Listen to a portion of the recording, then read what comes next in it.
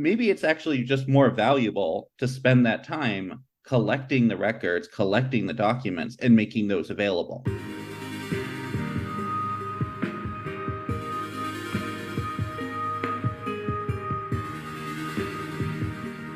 Hey folks, welcome to Lights Out Mass, a podcast about government transparency or the lack thereof in Massachusetts. I'm Andrew Quemere, here with my co-host Jeff Raymond. I put in a request for the disciplinary records for the Flaming Fist in Baldur's Gate, and they're just not responding in time. I'm very disappointed. Okay, we're recording on Monday, September 18th. Save the Baldur's Gate stuff for the end, Jeff. I had to. I'm sorry. It's ruining my life. Mine too. We've got serious business, and you know what? I'm mad because I don't have anything to play Baldur's Gate 3 on. So when you guys talk about it, that's just being rude to me. Anyway, we've got another guest today. We've got Nathan Story. Hey there. Here to introduce his new project, State Reference.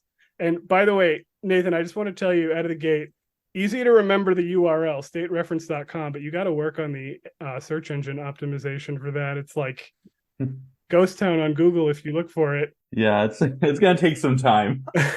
But people might know Nathan, or maybe you don't know Nathan, but you may know of his previous project anyway, Woke Windows. You may have checked it out. You may have seen people share this on social media, or sometimes it gets referenced in news reporting about the Boston police. But before we get into State Reference, just for some background for people, Nathan, why don't you tell us what exactly is Woke Windows, or was it? So Woke Windows was a project I started back in 2020, in kind of the post George Floyd kind of era, right? I saw like a lot of good reporting about police and police misconduct and racism and all of that. And I was like, well, this is really interesting. I really want to see if I can do something to contribute, right? So I started this project, Woke Windows, that focused on the Boston Police Department specifically because, well, I live in Boston, I guess start local, right? And the goal of the Woke Windows project, which I really like, I'm regretting the name now, honestly. You make like 1,000 decisions and like one of them is you choose a name and you move on, but then the name is what lasts forever, right? Like, I want something like stupid and not cute in the future. But with Woke Windows, kind of my goal was I'm going to bring together like a lot of data about the Boston Police Department, right? Like stuff about misconduct, yeah, stuff about like salaries, some stuff about like incident reports and traffic tickets, just like all the data I can find. A lot of that, like I got thanks to people out there, like who were making public records requests, like you, Andrew, like who I already put on the internet. So I could like just download that and use it. Some stuff I had to discover, like what public records requests were and start filing FOIAs and kind of learning about the process here in Massachusetts. But I took all that data. And I think the big thing about Woke Windows was that I connected it. So you could go to a page and it's like a profile of a specific officer and you could see, oh, here's their salary over the last 10 years. Here's like misconduct allegations that they've racked up.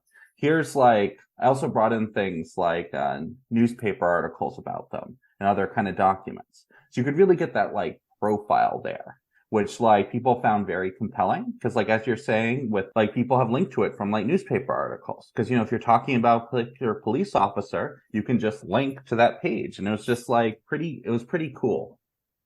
But like the thing for me with that project that kind of like wore me down is it ended up being like a lot of work and a lot of like finicky work, right? It's because it was about linking that stuff together. It would be like, okay, I got this PDF full of all the disciplinary data, and I'm going to pull the data out of it. That's such a pain in the ass, to take something that was originally a spreadsheet, convert it into a PDF, and try to make a spreadsheet back out of it. But, I had what I had, right? And then trying to link that up to the profiles, like that's actually really hard to take from like a data set to be like, well, you say this is Officer John Smith. Which Officer John Smith, right? And if you get it wrong, like it's really not great, right? If you're kind of saying like, oh yeah, this guy was fired for being a huge douchebag. And it's just like, no, wrong guy. Like that's really embarrassing, right? And so it takes a lot of work to kind of figure out, okay, what are like in this specific police department, like in Boston, how do we identify a police officer? Well, they have an internal system called like the employee ID that applies across the city of Boston as a whole. There's also something called a badge number, but it turns out you can't use that because badge numbers change and are even reused. So that's really not a good identifier, right? And so like I have to learn all this stuff to bring it together. And what I get out of it is I get like one police department, right? Boston.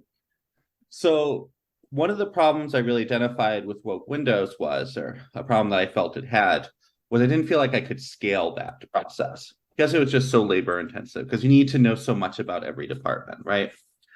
And really, and that was always kind of a goal I had in mind. Like, it was like, I don't want to just stop at Boston. I want to do something for the entire state, especially when you take into account. And I think when you spoke before, Andrew, maybe this is something like spoke years ago, this is something you talked about, was that it's actually like outside of Boston where it's actually kind of more of a problem because of like journalism deserts and that sort of thing. Yeah, exactly. Yeah, Boston has like fairly, I'm not going to say it's as good as it could be, but Boston does have a fairly robust journalism ecosystem, whereas the rest of the state is really dominated by these like Gannett newspapers that have just been shedding people, for years, and just there's really very limited coverage and to some extent no coverage in a lot of these places. Yeah, so it always felt important to see like, how can I scale this up, right? And kind of another thing was I'm putting in all this work, connecting the data together, kind of creating the profiles, and it's like, actually, how valuable is that? Because, if you're a journalist, like, you don't want to just trust what I say. Like, you want to go to the primary source documents and look at them, right? If you're a lawyer, you definitely want to go to the primary source documents and look at them, right? So, like, really, maybe it's actually just more valuable to spend that time collecting the records, collecting the documents, and making those available, right? And also, just like on a personal level, it's really fun to send out FOIAs, right? It's just really cool to like, you send an email to like a town clerk or a police department or whatever, and you ask for something and then they like give it to you. Like, it feels very powerful. It feels like Christmas, when I see one of those emails on my phone. Yeah, that's something I've said before. It's like where in these like relationships with government, typically people are on like the receiving end, like they're having to do all this stuff for bureaucracies, or they're getting pulled over by the cops, somebody's telling them what to do. But in this is one situation where you get to go to the government and say, no, I get to tell you what to do, But Nathan, I think when I introduced you, I neglected to sort of mention your background, which might help more context here. You're a computer programmer, and I would say you're kind of like a bit of a data whiz. Like, you're very good at connecting data and understanding data, which is something one of the skills that Jeff and I do not really bring to the whole sort of public records and transparency thing. But it's something very important, obviously, because obviously data is becoming a bigger and bigger part of sort of records and journalism in general, just because so much is, well, I mean, like, everything is done with computers now, absolutely. So everything is in some database. Everything is connected in some way, or can be connected in some way by a person who knows how to do it, like you. And I do think, you were saying you question the value of what you were doing with Woke Windows. I do think it's very cool to have all these different points that can be connected, but I also appreciate what you're saying about, like, in terms of journalists, they're not necessarily going to rely on some database by some guy, even if it is reliable. They want to check the primary stuff. But I do appreciate what, or they should want to, right? Yes, of course. Right. But I mean, that kind of brings us to your new project, State Reference, which you say it's still in beta, but you can go statereference.com. You can check it out. Yeah. It's already got, it says right on the front, right now I'm looking at it, 103,270 documents collected from state agencies, municipalities, and police departments across Massachusetts. That's it? Yeah, I know. That's it. Only 100,000. Boy, what a slacker. Yeah, I know. I need to. Work harder. Yeah, so not to bury the lead too much on it, but Nathan sent me an early version of this just to check out when he and I first started talking about post records. And the first thing I do is I look up my hometown of Millbury. And what do I find in there? But, Nathan had dug out sort of like the lawsuits between our police union and our police department and our town.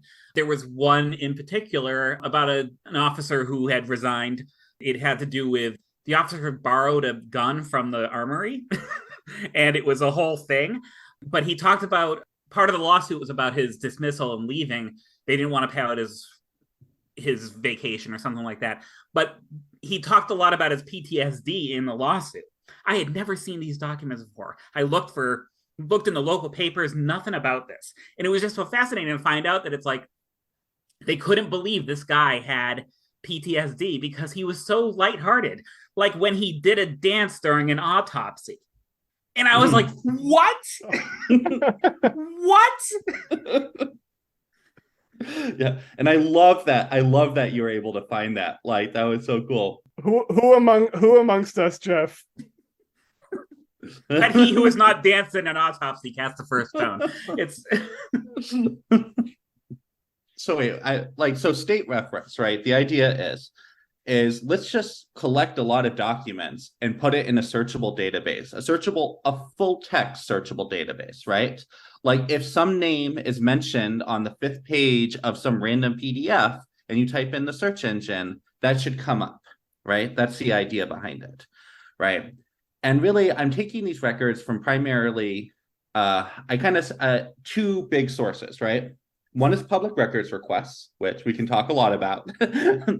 The other is like something I think which this document Jeff is talking about came from. It's kind of these, I'm going to call them dark databases that you have, where basically you have these state agencies and they're kind of making these decisions, creating these documents. I think specifically that's the Department of Labor Relations, which handles like a lot of labor related disputes. And it's all public, but they publish it in this sort of database you can go to that's very difficult to use, right? Like you kind of go to it and you feel like, oh, this is janky, like it was created like 20 years ago. And you can kind of like, you can look stuff up. Like you could type in like Millbury and get like a lot of cases there. But like, if you wanted to like search all of them and see if a particular name appears in it, there's no way to do that from their interface, right?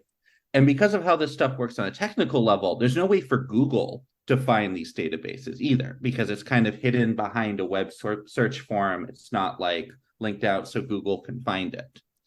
And so just by, and I'm sure like many like journalists, they know already about these data sources. They know maybe to like search this stuff, but like a lot of people don't, or it's just a lot of effort as it is, right? And so by putting this into state reference, kind of the idea and making it searchable, like we can surface that for more people more easily. Yeah, I mean, some of these websites, they will have a fairly large collection of like PDFs about some topic, but often they're just in like a list, and you might be able to like do a Control F search and find something related to a specific town or something, but there's no way to really just do like a search like what you're talking about, where it's all just, very easy to find anything and to use, operators, which, for people who aren't familiar, like you can search and have, I want to make sure it has this and this, or it could have this or this. And you can really get specific with what you're searching for, and you can really narrow down, what documents might contain what information. And I think that there is a huge value in having a huge database like that. Like you're saying, there's all this stuff that's out there, but the question is, right now you've got 100,000 documents on here. Who can go through 100,000 documents? Like you need to have a way of narrowing down stuff so you can find that needle in a haystack. And there is a huge, tremendous, I should say, value in that. Exactly. That's exactly my thoughts. And yeah, and thank you for appreciating the advanced search operators.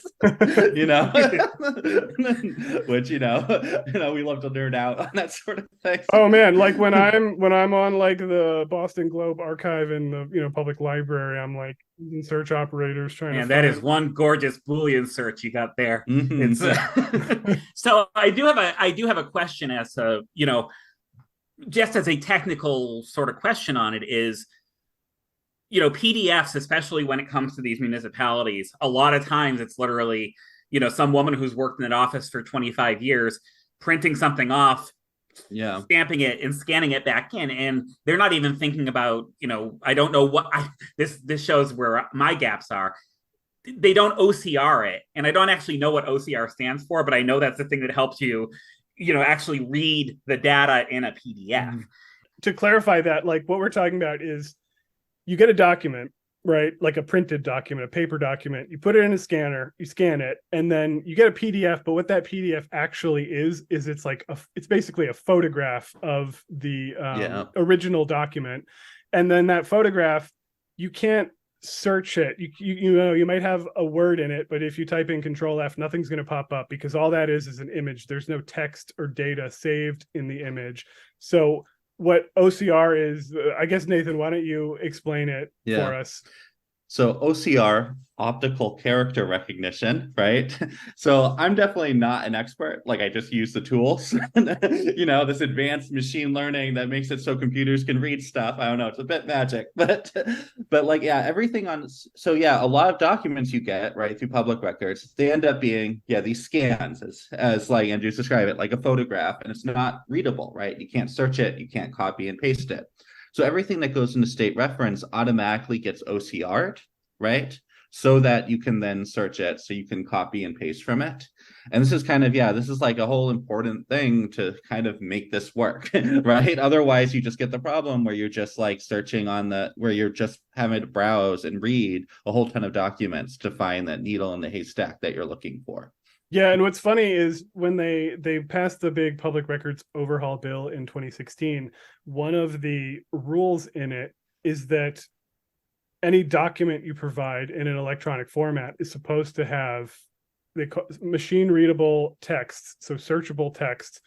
And you encounter this all the time. Like it's supposed to be that these agencies will have OCR and they'll put the OCR on the document for you, but often like you'll have to go back and forth with them and they'll be like, well, we don't have the ability to do that. And they're supposed to, but they won't do it. And it's like, it's up to you, basically. That's why we have some guy, programming his database where he's got to put the OCR in himself, because a lot of these agencies aren't willing to follow this rule about having searchable text. But, it's a bit like very nerdy concept that this like machine readable text in documents, but it's actually like really important, because part of like we're saying is how you actually turn these documents into something productive is that you have the ability to search them. It's really important, even though it sounds like very esoteric and like boring. It's actually crucial in terms of like journalists or whoever making use of this information. 100%. Yeah. I gotta say that, Nathan had said something earlier about like, the smaller towns, they don't quite know how to do this. And it's like, I ran into a lot of this with my post records where, they would send me a file and it's a PDF that's a crooked scan of something. And it's like, you on one hand, you want to be that guy who's like, actually, I really need this in a format I can use. But on the other hand, like, you already know it was pulling teeth to get them to put the attachment in the email. How much benefit am I going to get out of this to try to get it? Of course, I think there's also the other side of it, where you have folks that are literally printing out Excel spreadsheets in order to scan them and then send you the PDF afterward to make sure you can't get at it. I think there's two sides to it. With a spreadsheet, it's even worse, because with a spreadsheet, it's not just the text, it's the way that the data is formatted into like different units that you can not just search, but you can manipulate in different ways to find out things about them. So like people who aren't sort of fixated on these issues like I know your eyes might glaze over a little bit when we're talking about like Excel spreadsheets and, you know, machine readable text, but all this stuff really is important. And even if you are one of the people who gets bored by it, just know that it actually is something important that people like us have to deal with. And even if we're not tech people like myself, I'm not a giant tech person. I try to learn when I can, but I'm not, like on Nathan's level of understanding data, engineering and that kind of stuff. But like we still encounter these things, and it's such a pain in the butt. And really, I think that it kind of calls for a broader solution in terms of the state creating tools that are going to assist some of these smaller municipalities that maybe can't invest in like OCR technology or something. But until we get that, it's not a very like sexy issue. It's something that, takes like nerds like us to complain about it in sufficient numbers to make that change. Until we have that, we are going to have to rely on people like Nathan, who can sort of create these tools for us and create these resources. So again, I know I'm just like, praising you, but like this really is important. It's appreciated. I'll accept that. Even if it's called state reference, I mean, which like I was saying, the SEO on that, like it's a little. I think it might be. You might have called it like you might have had to come up with another like woke Windows kind of thing, even if you aren't still a fan of the original title. Just so that it's unique, right? Yeah, exactly. But in any case, this is a really great tool. Like people should check this out. I mean.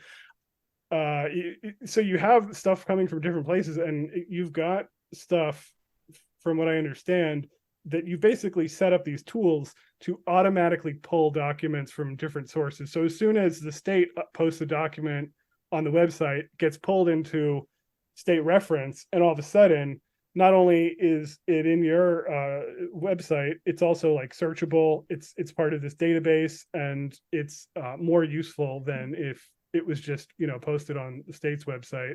And so what sort of documents do you have this set up for where you're automatically pulling them? So I have a list on the site somewhere, but and I just want to actually, let me ask another question. Sorry to interrupt, but this is called data scraping, right? Can you kind of explain what that is for people? Yeah. So really, data scraping, a web scraper. So basically what happens is every night, it kind of depends on every night or like on every Saturday or something like that, my little automated bot goes out and it goes to, like, for instance, the Department of Labor Relations. It goes to their search and it goes, okay, let's search the past 2 months for any updated cases. And let's download any that have changed since the last time we looked. And it automatically downloads each of them and brings it into my system. It does all the OCR and the uploading and everything like that. And it's 100% automated, right? So just every week that runs, every day another one runs. Does that make sense? Yeah. And so like what kind of stuff do you have, and sort of was there any particular inspiration for some of the stuff you put on here? Or is it just like you saw a piece of data and was like, I can incorporate that? So my goal, like I'm still figuring that out, right? Like what should be the scope? What should we put up? What I'm first looking at is I'm kind of thinking, if you're a journalist who works with public records, what would you be interested in, right? And with a particular focus on journalists who are working in stories related to police misconduct. So the stuff that has to do with like labor disputes, that seems to be kind of a gold mine for police misconduct stuff, because oftentimes like a police department tries to discipline an officer and they appeal to some authority, right? Which is kind of very interesting, because in doing so, they kind of are putting it to this, I don't know what they call it, like quasi-judicial process, so that you kind of get the facts of their misconduct and put it out there, which is kind of self-defeating sometimes, I think. Like if they're arguing over small matters, like you could have just let this you could have kind of hit this if you didn't like argue about it. So were you doing this sort of automation like for other things before you got into the public records realm of it? Was this just like already a passion of yours to start? Yeah, I've always been big on like web scraping stuff, actually. It's kind of like it's a little silly, right? Like you're writing like like programs that download websites to kind of reverse engineer the data, but it's just fun. And it's a lot like, it's saying about like getting public records. FOIA is fun because you send an email and you get a big data set from someone. It's fun to write a little program that outputs a big data set of something. You're like, oh, it worked. So I was just looking at the list here of kind of the stuff that I'm pulling in just to like refresh my memory. But there's some interesting things here that like I didn't realize existed until I started looking, right? Like again, the Department of Labor Relations.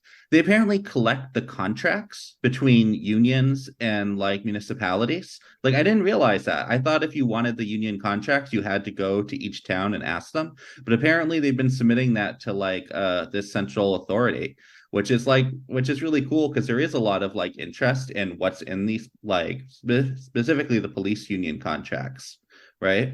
I want to say DeRay McKesson was collecting like he had the Project Zero or whatever his organization is working on doing those deep dives into all the union contracts at some point. Yeah, because these union contracts are not just about money. They are also about working conditions, which could include like how discipline is implemented. So often a union can negotiate essentially what are like special privileges that basically make it much harder to discipline someone. And that's a real problem in policing, where you'll have all these like special privileges, like they have to give you like time to get your story straight, and you can even like review the evidence ahead of being questioned, and like all this stuff that if the police pulled you in to question you about something, they're not going to give you, the evidence. They're not going to like say, oh, well, we'll give you a few days to make sure you have your story, down.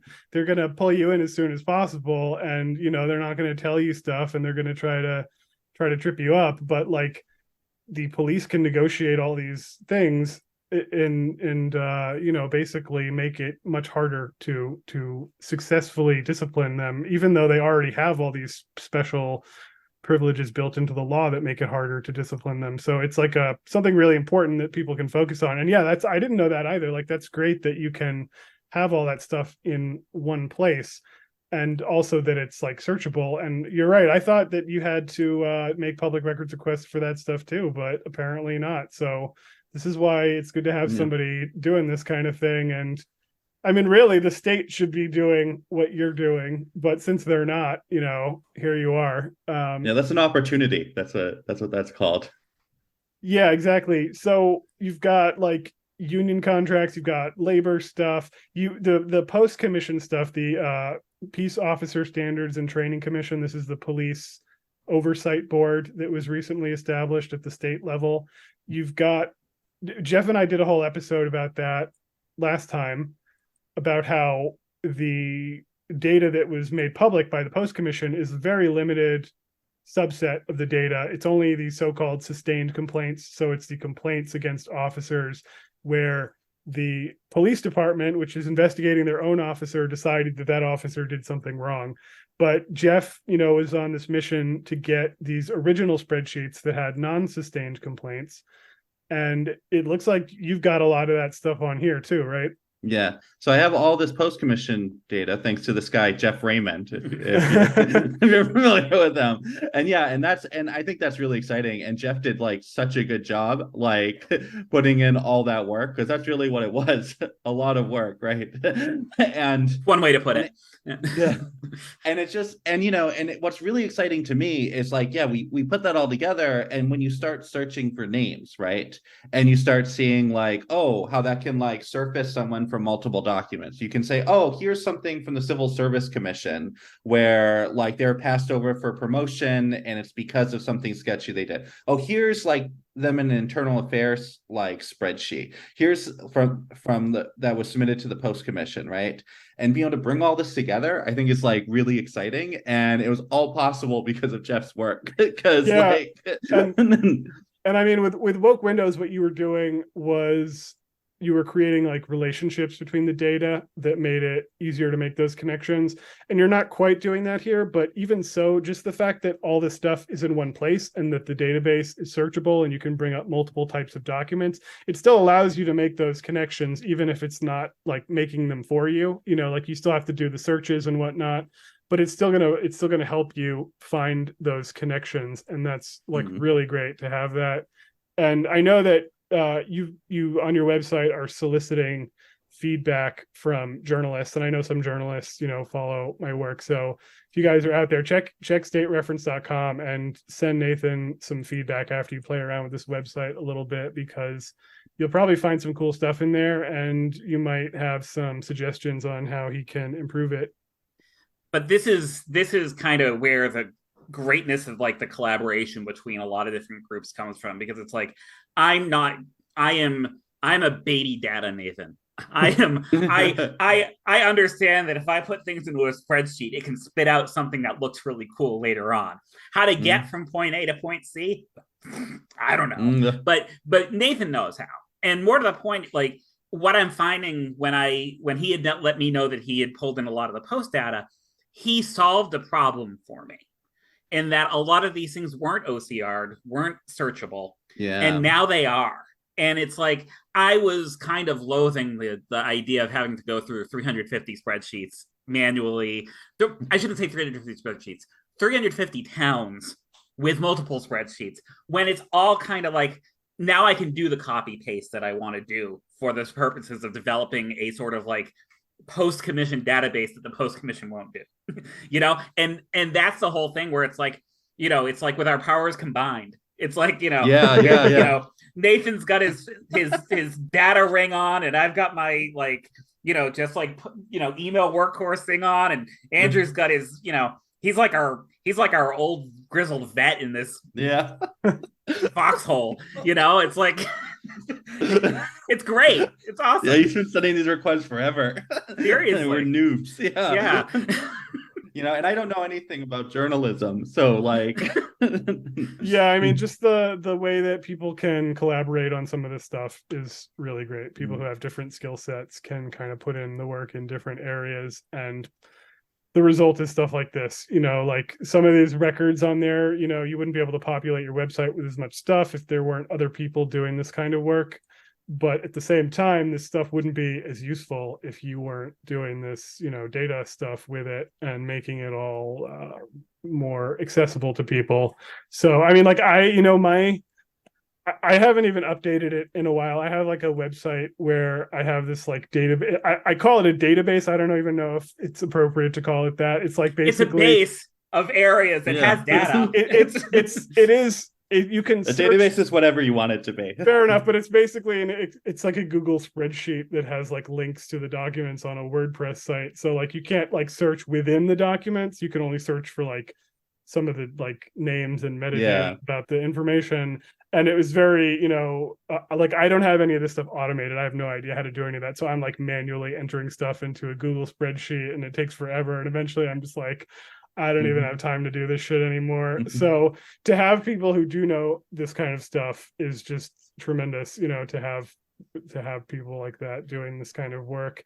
But, I think we said like a lot about this. I know that maybe there's some other like stuff like I think you wanted to talk about how private universities have police departments or private hospitals have police departments. God, that's all thing. Wait, actually, there's something else I want to talk about. Oh, sure. Go ahead. In my head before I forget. So like, I'm doing something on state reference that I think might be a bit controversial, and that, obviously I'm going to piss off police departments. Like, I understand that. I accept that. But I think I'm going to piss off some journalists too. So one of the big things I've been trying to do on state reference kind of systematically is what I'm calling piggyback public records requests. So this is so basically the idea behind this is usually how the public records law is used by journalists. As I understand it, I'm not a journalist, this is just my observation, is that a journalist will be working on a story, right? Or they'll have like a lead or some idea, and they'll send out a request to a state agency or a municipality, right?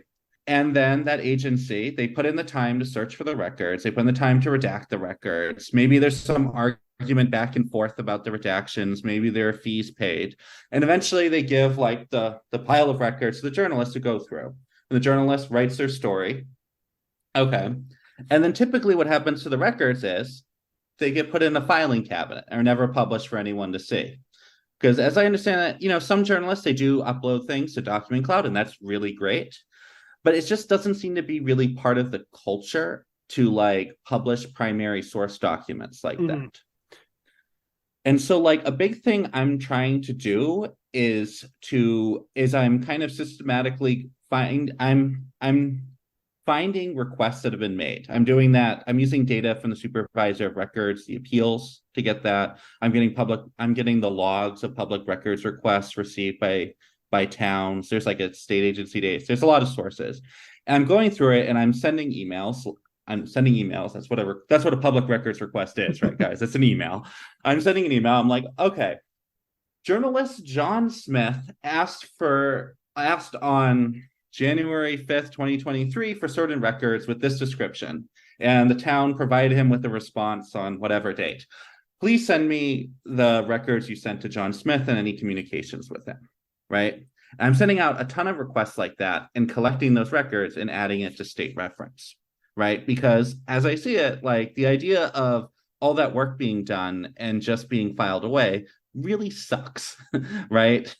And like this stuff is just, and a lot of this stuff really is just so valuable for like other purposes. Like you see this stuff, like a journalist will get stuff that's like a whole bunch of internal affairs records with like details about misconduct, and they write one story about it, maybe using just like some of that data.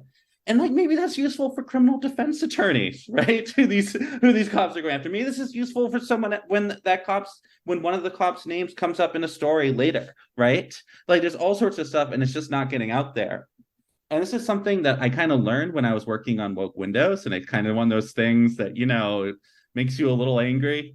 Where like when I was starting Woke Windows, I was very young and naive, and I didn't know anything about journalism or the public records law.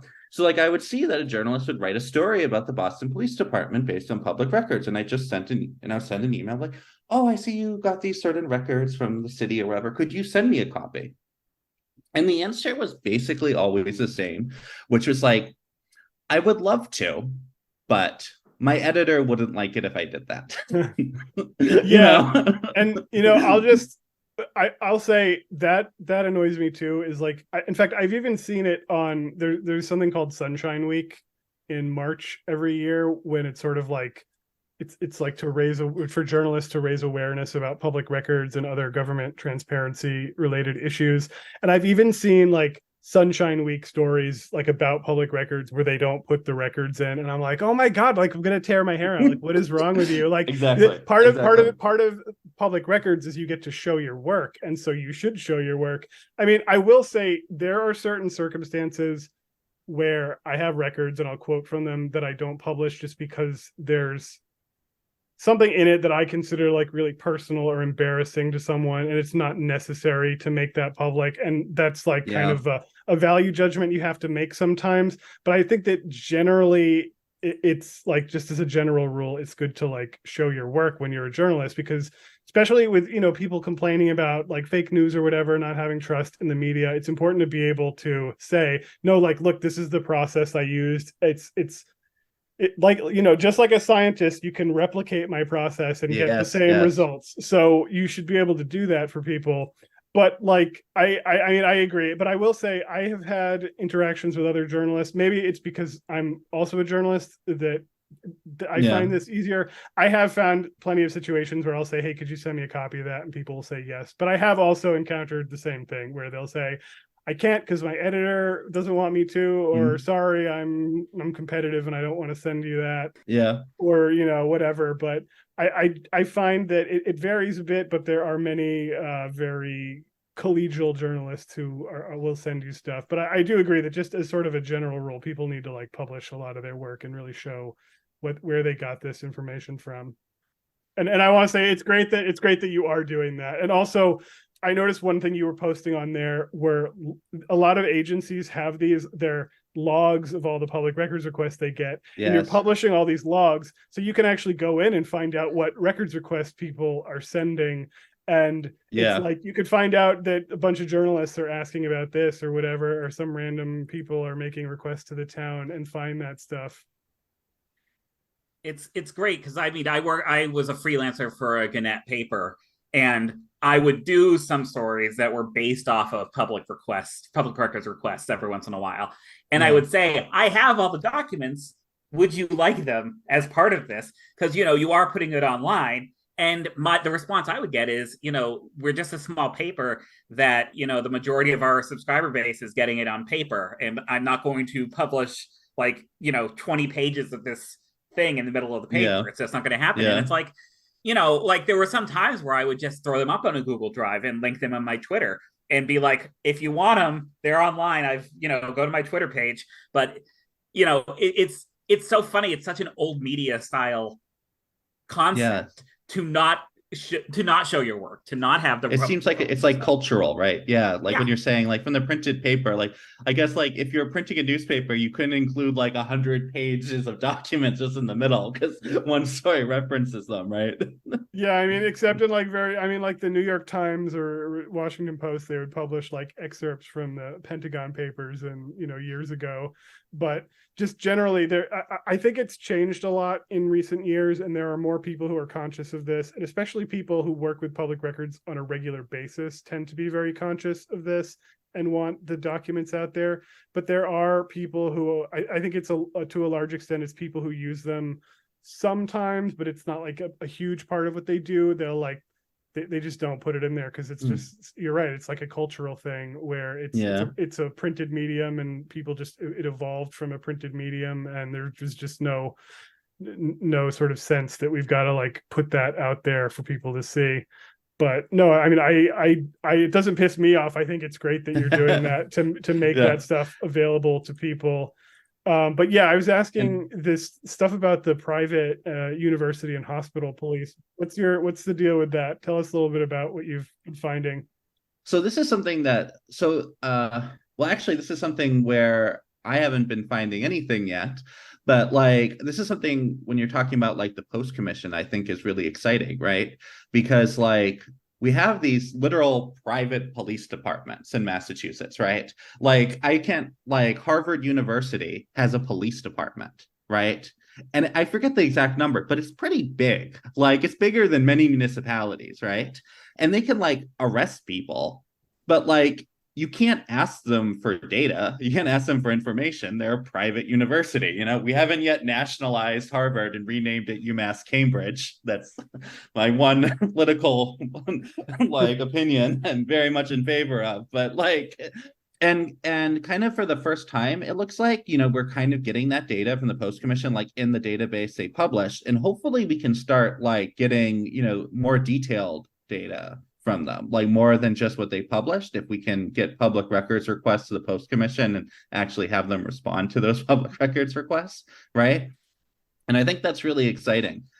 And and it's the same thing with hospitals. Like you look at the list of officers from the Post Commission. Another big resource, right, that we didn't have before. The simple thing that the Post Commission put together. It probably wasn't simple for them to put together. It's just like, how many police are there in Massachusetts? Yeah, right. Like before recently, we didn't know. Even the question of how many departments are in Massachusetts, I'm not sure if anyone exactly knows.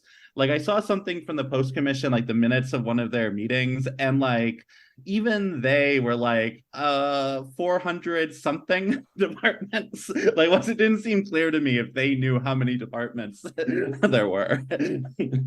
But I remember when I started pulling together my list of who I was going to reach out to, it was like there was this one town that I knew they had a department, but I couldn't figure out why. Their department consists of one man who works 12 hours a week for the 40-something people who live on this little island off of the Cape.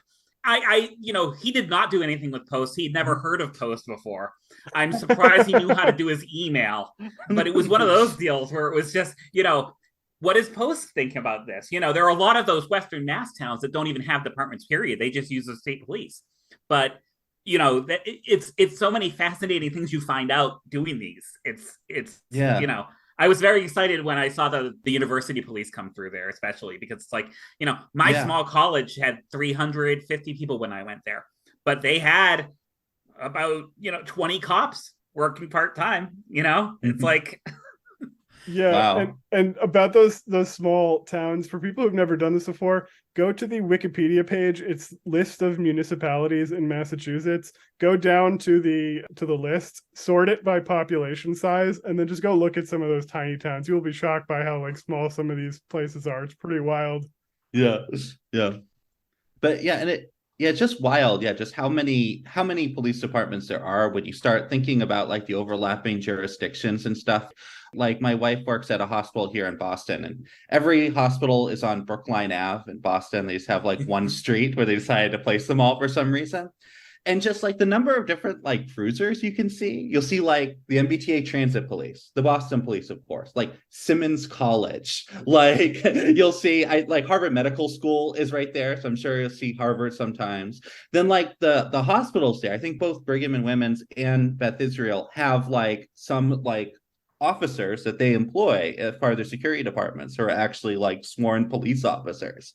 And you just have so many just overlapping. And like, how do you keep all of that accountable? Like, how many little fiefdoms are there out there? And it's really kind of scary. Cops all the way down. Right? Yeah. I mean, for all our criticisms of the Post Commission, just at the very least, we're getting a better sense of just like what is out there in terms of police, which, I mean, it's wild to think that we didn't have that until recently, just like the number of police departments, the number of officers, like which private, institutions have their own like police departments with like full police powers where they can arrest people. Just it's incredible to think that we didn't have access to that information in one source until recently. But yeah, I mean, I agree. And it's going to allow us to make more of these connections, and it's going to help journalists and just people in general find out a bit more about what's going on in their communities. Nathan, there was one other thing I think you wanted to talk about, which I think I'm going to love this rant about towns that do not post email addresses for the public records access officer on the website. Towns that don't publish email addresses on their websites. This irritates all three of us, right? Oh, absolutely. The worst. Because this is a thing about like making public records requests, right? If you're making public records requests to a lot of towns, a lot of your work is like Googling town name Massachusetts, getting to their website, or really it's like town name Massachusetts public records, town name Massachusetts records access officer. And then you get to their website and it's like, okay, now I just need to get the email address to add to my system because I'm using like some software to help me like template emails and everything. And then some of them are like, no, we're not giving you a single email address on this entire website. If you want to email the town clerk, you need to like click this link that says email, but it just brings up this form where you can like type in the body of an email. And then, you click and then you do that and you click send. You're like, did it actually send? Did it go to anyone? Like who do I email to find out? Some of these don't even like send you a copy of it to make sure that you verify that it was actually sent to them and that you have a copy of it. When I was starting this post thing out, because there's no centralized list. There is no centralized list of everybody. I ended up tripping up on the Mass Municipal Town Clerk Association's mailing list. They had like a sign-in sheet from 2019 that had their names and their email addresses and their towns. And I'm like, this is better than nothing. I'm going to run with it and see what happens. Because, there's not that much turnover in the grand scheme of things. And I figured with a lot of these folks, if they had left, like, they're getting their email forwarded to someone else. Like, they've left, but that email address is hopefully getting over there. And, probably 80% of the records requests I did for this post project were from that list. And it was great because if they wrote back and said, oh, it's actually such and such, well, great, I'll update my list while I'm at it, And one of my longer term projects for mass transparency is going to be having a thing where you can type in a town and bring up all the records access officers for that town or city. Because there are some that have like literally 12 depending on, the type of topic that you're going after. And then there's some that just have that one person who does them all. And this is a big frustration for me too, is you have, so one thing like Nathan was saying is you'll have people, they'll just post a form and like it'll go to their email allegedly, but you got to use the form. You can't send it from your email. And then another thing they'll do is they have these public records portals. It's like a software that they put on their website. And I guess it's designed to make their lives easier. Like they have it organized in a system. But if you're a person who sends a lot of public records requests, it makes your life more difficult. And they're kind of trying to like a public records request is supposed to be a way that a person with minimal fuss can access public records. But they're trying to essentially externalize all of the internal fuss onto the public records requester. And like it's a huge pain in the ass if you make I guess I'll say that like if you're a person who just you're dipping your toes in this, you just want to make like a couple public records requests, it's not a big deal. You sign up for an account on one of these portals, you send the request, they've got it in a system, it's kind of cool. But if you make lots of public records requests to lots of different places, it's like I'm not going to create an account for all 351 towns in Massachusetts and for every state agency. I'm not going to have all these passwords saved. I'm not going to have to log in every single time I want to download a record. I just want it to go to my email and have it searchable in my email. And, it's so obnoxious. And I get these emails where I will like email them using the email that's on their website, and they'll have an automated response that's like, we have a new policy. Please submit your records request to this portal here. And I'll just email them back and be like, no, I'm not going to do that. And if they don't give me the records, I'll file an appeal. But I actually added. You're a fighter. I have a template that I use for my records requests, and I actually added a line eventually in it that says, please, to the extent feasible, provide all records as email attachments. I decline to use an online portal to request or receive records. And that's like, I stick by that. When people are like, please use our portal, I will be like, it literally says in my request, I'm not going to do that. Like it's an eternal frustration that some of these people will not. And I should say, like, the public records law, part of that update in 2016, I mentioned that was supposed to kind of modernize it. One thing they said is you got to put your email address on your website, but a lot of these places just don't do it. And so I have had to, one of my superpowers is I am very good at guessing people's email addresses. You search, and if you can't find their email address, you find someone else's email address who works for that town. You figure out sort of what the naming convention is. Like a lot of people will have, first initial followed by last name, or there might be some other naming convention, but you use that, then you find the person who's the records access officer, and you guess their email, and 90% of the time you get it right.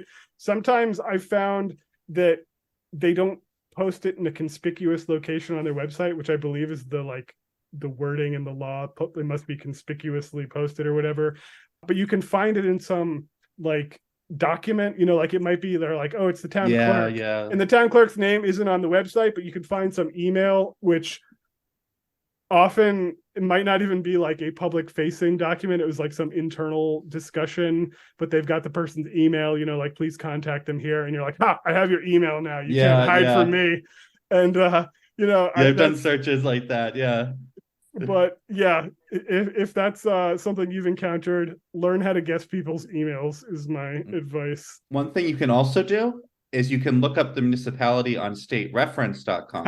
Yeah. And oftentimes there'll already have been public records requests that are on state reference. And you can just see like who I emailed or who Jeff emailed, because I have all those great records from him, and see if he got a response. Groveland finally got back to me, by the way.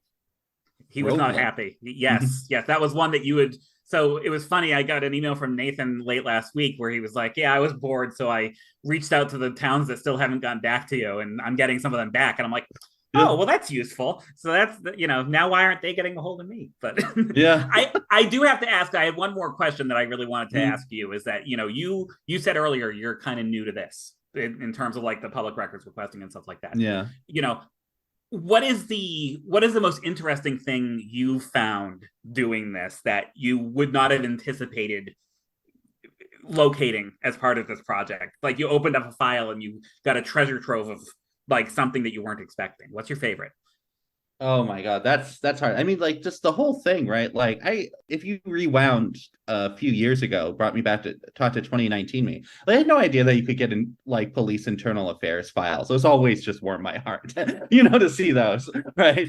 But there's so many incredible other things. Like, I remember getting just a couple of years ago, like from MassDOT, getting like every traffic ticket issued in the past 20 years. Like, that is so neat. And it's just like machine readable, like CSV files. You can do analysis on it. Like, you just look at it and you're like, oh my God, all the different things I could potentially do with this information, all the things you could graph, I just uploaded it. I don't know. But like someone else could do something really interesting with it, right? And I really love that stuff where you get like a big data set and you can like actually like even just bring it into Excel, and do a pivot table or graph or something, right? Who doesn't love a good pivot table? Yeah. Oh wait, can I just say one thing about the portals? No. Right. So do we have time? Yes, go ahead. Yeah, for sending the requests, the portals are really annoying because okay, I have a system set up based on sending emails, and now like I have to go log into something, and it's just annoying for me. But whatever, I'll just do it. You will? Yeah, I do, but don't do it. I don't fight. I'm more accommodating than Andrew is. Grizzled old veteran over there. We must resist. Like, if they asked me to fax something, I probably would. It hasn't come up yet. But... In my day, I had to march up both sides of the hill in the snow barefoot. But I want to say there's actually something very good that some places do with the portal is that many of the portals have like a public records archive attached to it, and what they'll do is when someone sends a request and it doesn't end up being anything like personal, they can like click a button and say make this public to the world. And that's really, and as I was saying earlier about public records that end up in the filing cabinet, like that's really cool and that's really important. And not everyone does that, and the criteria they use for making stuff public might be suspicious, but like it's at least something. And I'm glad that they're doing it. Yeah, that's fair. I mean, there are some advantage. I mean, I think it's good to have a system for that sort of thing, but they still need to respond to emails. Like, give me a break. Yeah, I mean, but I agree. I mean, I think that to go back to a point I was making earlier, I think we need more involvement from the state in terms of like standardization. Like, I think it'd be great if there was some kind of like open source software that any town or city that wants to use it can use this sort of portal, and it will allow it to communicate with email, and it won't, force people to log in, but it'll also make a lot of stuff public, and, it will keep things organized so that they're able to respond to the requests without, having stuff get like lost. I think that's a good idea, but we need to have, it needs to be implemented in a way that doesn't kind of like subvert the public records law and try to like put the onus on the requester to do more of the work. That's my main gripe, basically. We're already doing it. Yeah, understood. Yeah, more centralization would be great in a lot of ways, right? Like, we're just talking about finding the contacts. Why doesn't the state have a big list of records access officers? Yeah, exactly. But it should just be they should just have a database that gets updated. They know who they are because they're definitely emailing those people when I send an appeal to the wrong person. So yeah, I would even love to have it so that you could get have a notification, like if this town changes their records access officer, just tell me so that I'm not sending it to the wrong email. Wouldn't that be wonderful? Yeah. But we don't have anything like that. But we're kind of getting a little, I don't know if we're really getting off topic. I mean, this is kind of the point of why you're creating state reference, because we don't have something like this that the government is doing, even though the government should be doing it. So, you're filling a void with state reference, and, you may not have every conceivable document yet, but we're getting there. 100,000 is a good start. Yeah, it's a good start. Talk to me at 1 million. Yeah. And, I guess should just say people in particular, anybody should check this out, but if you're a journalist, definitely check out this website, and don't just check it out. There's a subscribe button, I guess. There's a newsletter, I guess. It says you're going to send out some updates occasionally. There isn't a newsletter yet because I'm the only subscriber, last I checked. No, I subscribed right before we got on the podcast. Nice. So You've got 2 subscribers now. Yeah, now I have to figure out how to send a newsletter. But my point being, just like this website is going to grow, and it's going to become more useful over time. And I think that journalists in particular, or it could be like lawyers who are trying to research cases, it could be activists, like concerned citizens, as they say, who are trying to make a difference in their community, or who just people who want to know what's going on in their community. They just have a question and they're not finding an easy way to answer it because they're not a public records guru or whatever. They're going to be able to go on your website and maybe find some answers to some of those questions, or make connections that they otherwise wouldn't have been able to make. And just it's a great thing. So yes, we've got 100% my hope. And I love feedback from anyone who knows what they're doing, because like I said, I'm not a journalist, so I don't exactly know what I'm doing.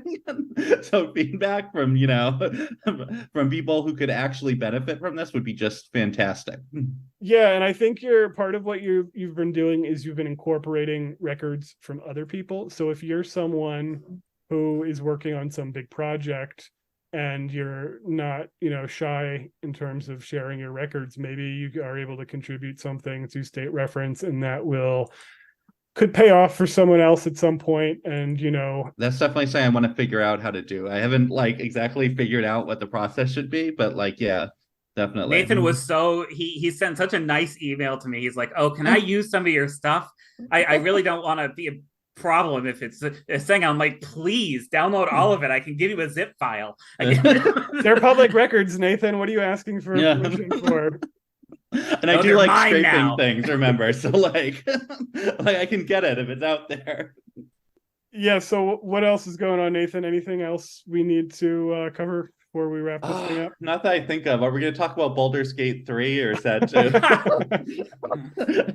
I don't have a machine to play it on. I'm like, I actually I was like, you know what? The old Baldur's Gate games are on Nintendo Switch, which I just got this year. And I'm like, if I can't play, new Baldur's Gate, I guarantee those are on sale right now to as a promo for the Baldur's Gate 3 coming out. And I was like, oh my God, not just Baldur's Gate, all the old Dungeons and Dragons games are on sale. And I thought about it for half an hour. Do I want to spend the money on this? How much time am I willing to sink into this? And I was like, of course I want to get them. I love those old games, but I'm jealous of you and Jeff playing the new one. No spoilers, okay? If I hear any spoilers from you. This is like my first Dungeons and Dragons game too. Like, I didn't know anything. I'm like, what's a tiefling? Like, what are you talking about? Yeah, it gets really weird in the third act where then the what have you already dragon it, comes down. No, I'm close though. How do you already that far into the game? I thought you had a job. I do. I promise I do. Do you have a family too? Kids. The whole thing. Kids, Jeff. They were out of town for a few days, and I just you spend the whole time playing Baldur's Gate? Wow. I might have. Sounds like something I would do. Listen, they were out of town, and you wake up at 9, you eat some breakfast, and then you blink and it's like 9:30 and you don't know what happened to your day. But you do know what happened to your day because you're rogue. Because you have an action log. Yeah, your human rogue just devoured a bunch of goblins. So it's great. Of course the nerds who are talking about documents and machine readable text and Excel formulas are going to be playing Dungeons and Dragons computer games. Exactly. But Nathan, anything else, related to State Reference or stuff you're working on that you just wanted to mention before we end this thing? Anything we didn't get to? I think it's time to wrap it up. Okay, we're good. That's fair. Yeah. Why don't you just one last little promo for your stuff? Tell us, where we can find your work. Okay, please go to statereference.com for the State Reference Massachusetts database, currently in beta. Your resource for public records from municipalities, state agencies, with a particular focus on police departments. I'm still working on this pitch. I don't quite have it fluid yet. Sorry. That's okay. I mean, people, like I said, don't Google it. Just go to the URL, statereference.com. Statereference.com. Just, just search for something that interests you, search for your town, search for, a particular state agency. And there's a helpful explanation of, we were talking about operators, search terms that allow you to do more like specific discerning searches. Nathan was helpful enough to put something on there explaining what the operators are for state reference. So like, if you're not familiar with more like advanced searching techniques, because you're not a geek like us, check that out, learn a little bit about this stuff, search state reference, try to find some cool stuff. And Nathan, thanks for being on. Thank you. Thank you, Andrew. Thank you, Jeff. It was great talking to you both. Yeah, anytime. Good stuff. You've been listening to Lights Out Mass. I'm Andrew Quemere. I write the Mass Dump newsletter. That's andrewqmr.substack.com. That's where you can find this podcast. You can also find us on Apple and Spotify. And I'm Jeff Raymond with the Mass Transparency Project in Bremenville Tribune, masstransparency.org, bremenvilletribune.com, or at Twitter, Jeff and Milbury.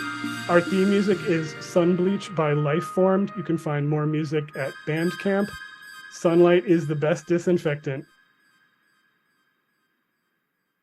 So Nathan, when are you going to scrape all of masscourts.org for us? Oh, shit. Yeah. Like the Mass Courts website, it's just infuriating, isn't it? Like just trying to find anything on there. And like, I don't even realize, like at first I thought the site just had like, like metadata, like the parties or whatever. I didn't even realize that it has like full like PDFs of the stuff submitted by the lawyers, right? Yeah. Yeah. And I was just like, oh my God, there is actually so much stuff there, but it's all like locked down. And, I've like spoken to people about this like informally. And like, I understand there's reasons why they want to make it hard to get court records, right? Because they have this idea that, which I'm very suspicious of, where they say like, okay, everything that happens in a court is public. This is some ancient common law thing. It's like the Magna Carta or something, right? but they're like, but if you can just search for someone, then like, people could have like all sorts of minor stuff or stuff they weren't convicted of, like held against them. And that's not really fair. So we reach this like compromise where public records just like hard to get, right?